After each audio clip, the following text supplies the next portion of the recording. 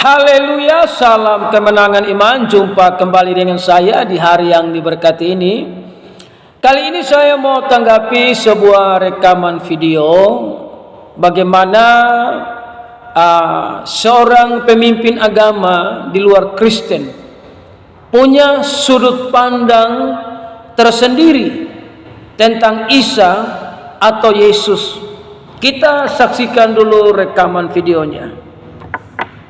Masalah pohon kurma, Yesus lahir di kandang domba atau di bawah pohon kurma, itu kan perspektif yang berbeda. Perspektifnya orang Kristen, Yesus lahir di kandang domba. Perspektifnya Islam, Yesus dilahirkan di bawah pohon kurma. Ya kan perspektif yang berbeda. Terus masalahnya di mana? Nggak ada masalah harusnya. Kan masing-masing punya perspektifnya sendiri. Betul. Nah, itu yang mungkin disalahkannya adalah kenapa kalau misal secara perspektif sudah berbeda, orangnya disamain gitu. Karena menunjuk ini kan secara jarak, secara cerita itu sudah jauh berbeda gitu. Loh iya kan tadi dari awal saya bilang, satu orang kan bisa diperspektifkan berbeda dari dua orang. Yang satu bilang, oh, ini orang jahat, yang satu bilang ini orang baik. Perspektifnya yang berbeda, tapi orangnya sama gitu. Demikianlah rekaman video yang sudah kita saksikan bersama.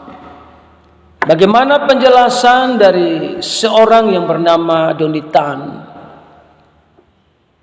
Bagaimana dia punya sudut pandang yang sudah dia jelaskan tadi.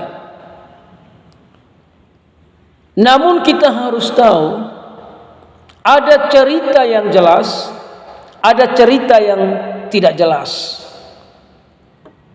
Cerita yang jelas itu berada di dalam firman Allah yang benar, yaitu tertulis di dalam Bible atau kitabnya orang Kristen. Kitabnya orang Kristen menceritakan dengan jelas siapa itu Yesus. Dia dinubuatkan, dia datang ke dalam dunia, dia menyampaikan kabar baik, dia mati dan bangkit dan naik ke surga sesuai dengan perkataannya. Semua cerita tentang Yesus itu jelas-jelas ada di dalam Alkitab, dan itu yang sungguh-sungguh benar terjadi. Jadi kalau ada cerita tentang Yesus tidak sesuai dengan Alkitab, tidak sesuai dengan firman Allah, maka cerita itu cerita yang tidak jelas, cerita yang tidak sesuai dengan kebenaran firman Allah.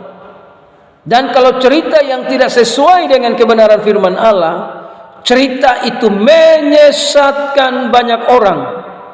Sebab cerita yang benar tentang Yesus akan membawa banyak orang mengerti, dan mereka boleh menerima jalan kebenaran dan kehidupan untuk menuju hidup yang kekal.